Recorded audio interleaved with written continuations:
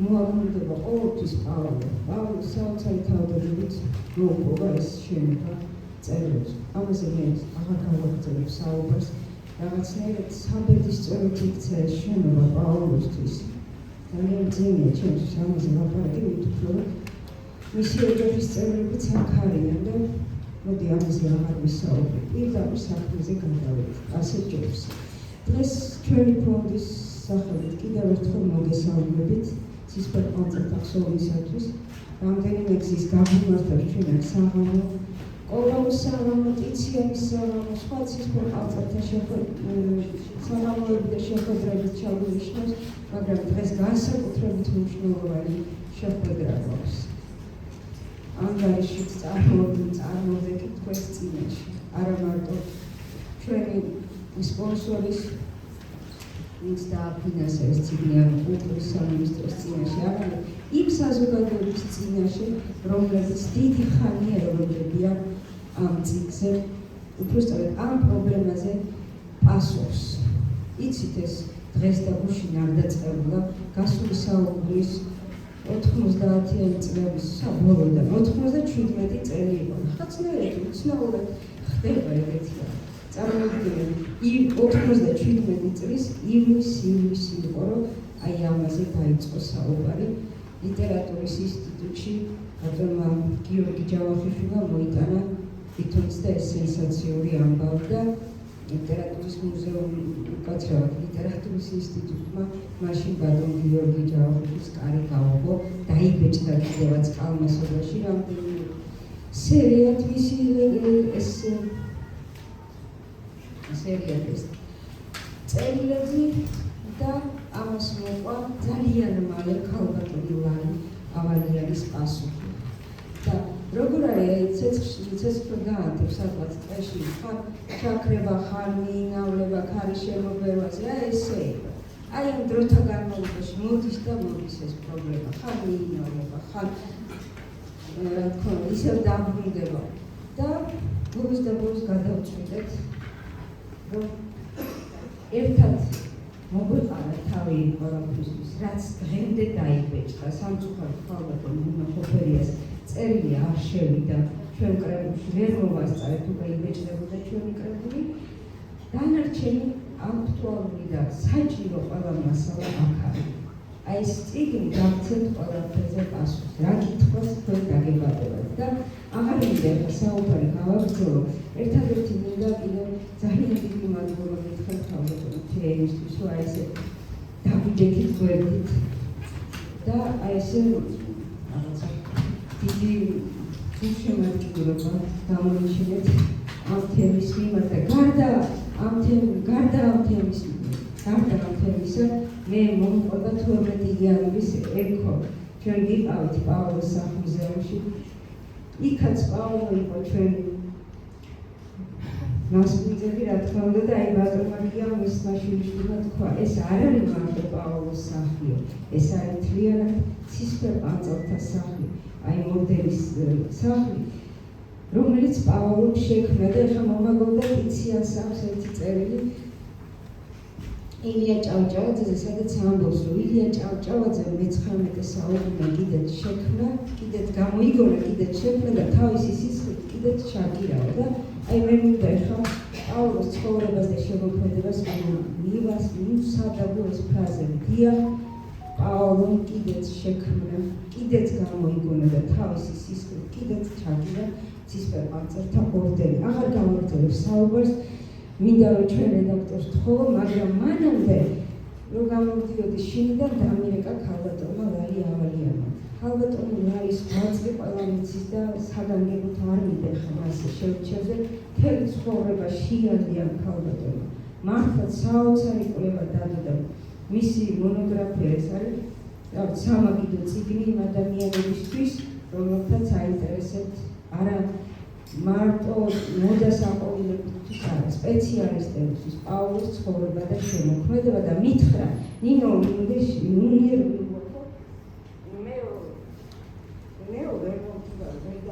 საერთოდ შეკრებებს ეიციო, მაგრამ ჩათვალე შენ გვერდით დგევარო და ჩემი სახელით აი ეს ფრაზები წაიკითხო სერგო ყაბიაშვილის მოგონებიდან და აი ამ ფრაზებიდანაც მინდა მე გადავიდე სანამ წავიკითხავ სერგოს ჩანაწერს. ძალიან საინტერესო და მნიშვნელოვანი ფონია.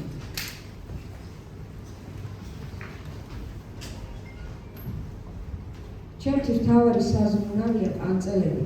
მე ვცხოვრობ უკეთ რომ თქვა ცხოვრებას გავთავებ იმ დროს, როცა ქართულ ლიტერატურაში განუკეთრობის ეპოქა დგება.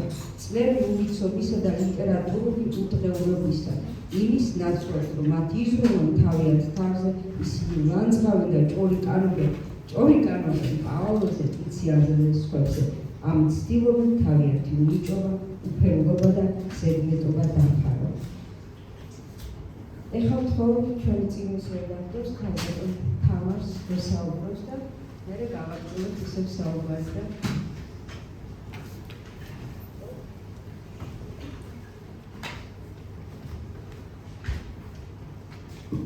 მადლობა და მოგესალმებით. ჩვენ დღეს ძალიან მნიშვნელოვანი შეხვედრა გვაქვს და განსაკუთრებული შეხვედრაც გვაქვს. იმიტომ რომ ამ ციკლს მე არ ვიქნები გადაჭარბებული, რომ მე კარგად ვიცი, რომ ჩვენი ლიტერატურული საზოგადოება, ჩვენი მკითხველი დიდი ხანია ელოდა. თუმცა არ არის დიდი ხანი გასული, გასულ წელს დატრიალდა ის დიდი მებათაღელვანი კიდევ ერთხელ ჩვენს ლიტერატურაში და არა მხოლოდ ლიტერატურაში, რაც ეხებოდა პავლო იაშვილის შემოქმედებას.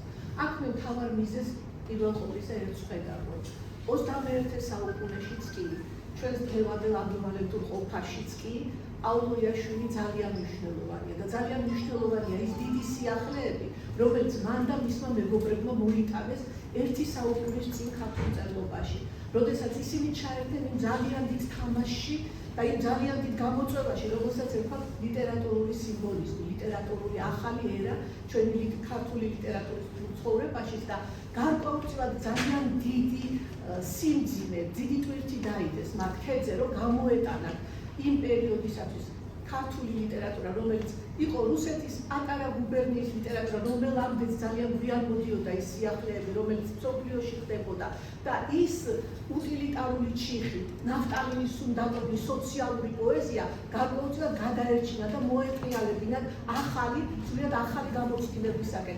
ეს იყო ევროპული ლიტერატურული და კულტურული ორიენტაცია, რომელშიც საქართველოს თავიდან ფეხებამდე, ქართული ლიტერატურა და ქართული კულტურა თავიდან ფეხებამდე გადაეშვა და აქ ძალიან დიდი დამსახურებაა სწორედ პავლო იაშვილის და მისი მეგობრებისა. პავლო იაშვილისა, აქტორისა, რომელიც იყო ხელოვანი, რომელიც იყო შემოქმედი, რომელიც იყო მხატვარი, რომელიც იყო სული თხემით ტორპერფამდე არტისტი, მაგრამ რაც თავარია და ჩვენთვის მნიშვნელოვანია, ის იყო პოეტი. ამას ვერავინ ვერ წაშლის, ვერავინ ვერ შეცვლის ამ ისტორიას და ეს ისტორია ყოველთვის დარჩება.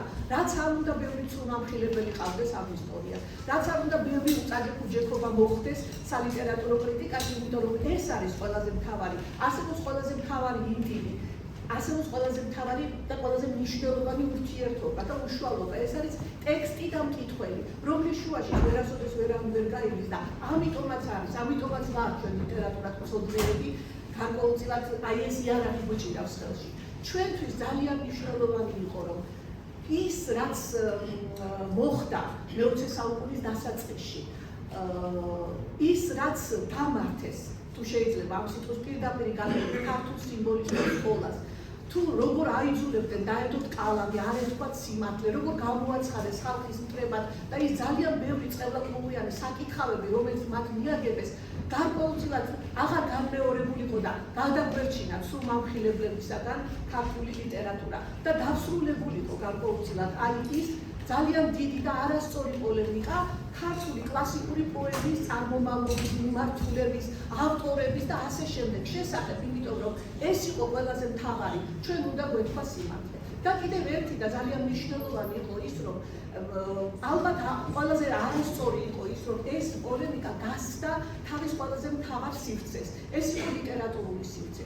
რაც არ უნდა ბევრი არსებობდეს მოგონება, რაც არ უნდა მემუარი იწეროს, რაც არ უნდა ისტორიული ვიღაცა ფაქტი გაიქცევოს, როდესაც ლიტერატურულ ტექსტია ლაპარაკი, ყოველთვის ყველაზე მთავარი არის ტექსტი, რომელზეც უნდა ილაპარაკო ლიტერატორებმა და ეს პოლემიკა გასცდა აი ამ საზღვრებს და მან მიიღო გარკვეულწილად პოლიტიკური, სამართლებრივი, უფლებადაცვითი, მედია დისკურსის ხასიათი და გასცდა ლიტერატურულ შემადგენელს. და ამის გამო უნებრივია, რომ მას ჰქონდა ალაგ ამბიციური, ალაგ არასწორი, არაპოზიციური ხასიათი და რაღაცა გარკვეულწილად ლიტერატურული გამოწვევა ეს უკვე აღარ იყო. და ჩვენ გადავწყვიტეთ, რომ აი ეს მთლიანად რაღაცა შეგვეკრიბა ეს დიდი ისტორია, რომელიც ჩვენ არ დაგვიწყდა, გასულ წელს არ დაწყებოდა ყველას მოახსენება ეს ისტორია.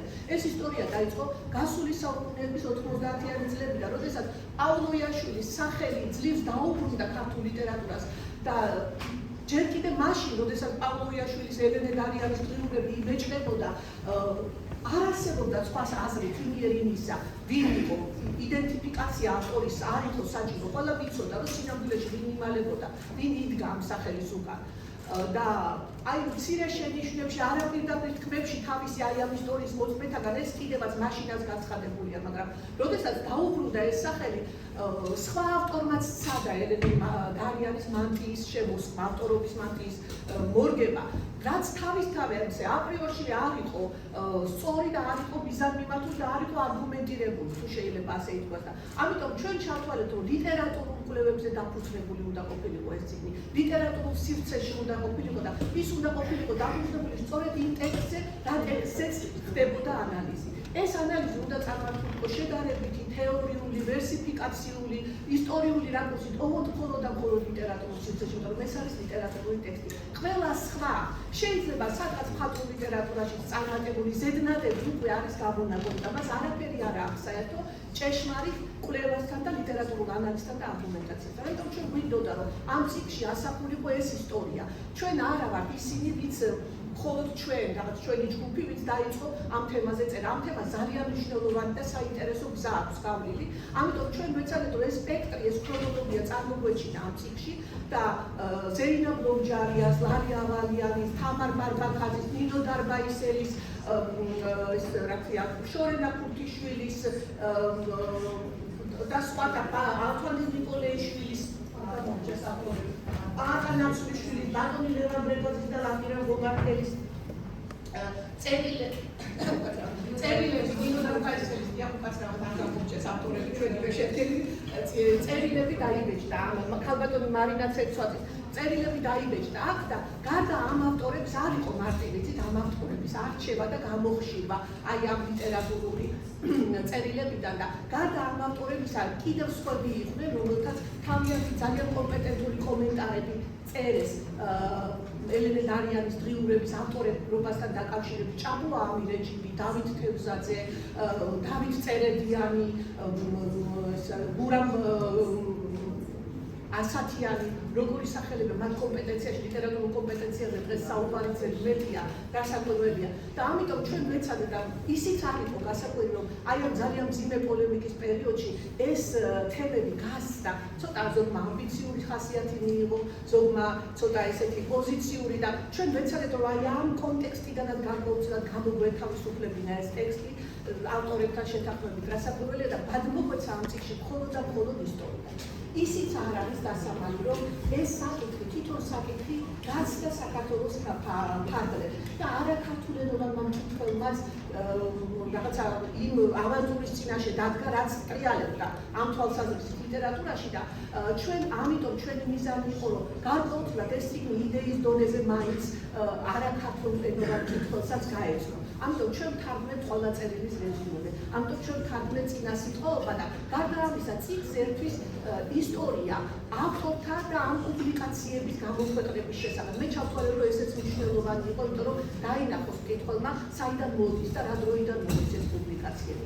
გარდა ამისა, ჩვენ ამ წიგნის ილუსტრაციებში ჩვენი მიზანი არ იყო, რომ მაგალითად პავლოიაშვილის ფოტოები დაგვებეჭდა, ეს ყველა ვიცის.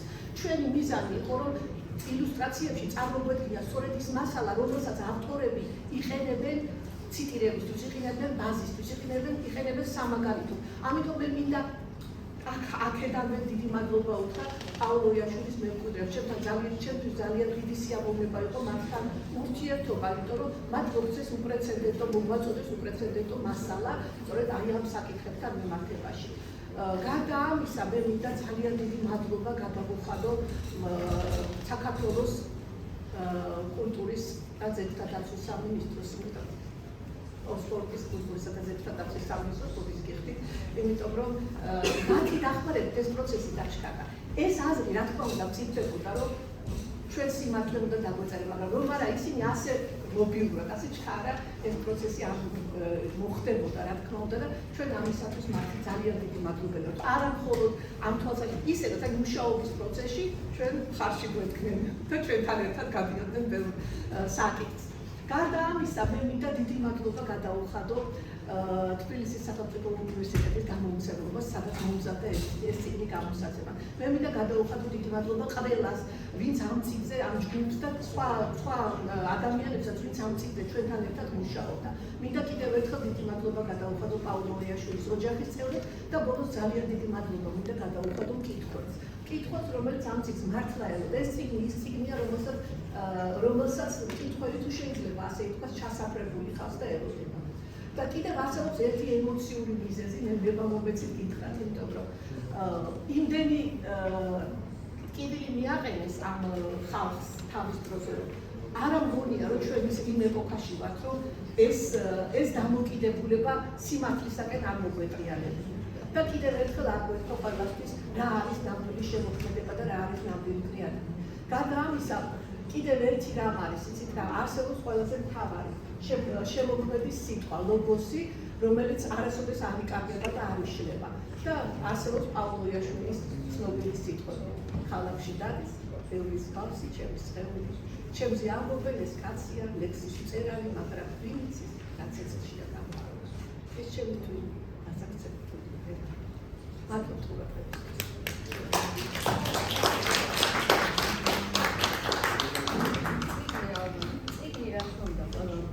აი, ერთხელ და ნახეთ, თუ არ წაგიკითხავთ, გადაშალეთ წერი. ეს არის სწორედ იმ ბლოკნოტის ყდა, რომელ ბლოკნოტშიც ჩაწერა პავლოიაშვილმა და თავის მეუღლეს აჩუქა დარიანი ლექსები. წელან ისტორია გავიხსენეთ ჩვენ. აი, დღესაც რომ Facebook-მა გამახსენა, აი რომ მემორი ხო, მოგონებთ ამ ვიდეო ესეთი პოსტი. როგორ დაიწყო ამ ყველაფერზე საუბარი, როგორ მოვემზადეთ, როგორ წერდით აი მიდიები, როგორ ჩამოვაყალიბეთ, მაგრამ აქ არ შემიძლია არ თქვა, რომ ამ ყველაფრის თავი გახდათ ამერიკიდან ნინო დარბაისელის განგაში და ბატონის სოსომაში გამოეხმაურა ნინოს პირველ გამოსვლას, პროტესტს და ნინო რა თქმა უნდა ვერ გვესწრება და მე მინდოდა რომ ჩაგვერთო ნინო ონლაინ, მაგრამ მე მითხრა შეიძლება რაღაცა ცდომილება მოხდეს და ვერ ჩაგერთოთ, ამიტომ მე ჩავწერ ვიდეოს და გამოგიგზავნიო და მე მინდა ახლა ნინო დარბაისელს მოვუსმინოთ და მე გავაგრძელოთ საუბარი.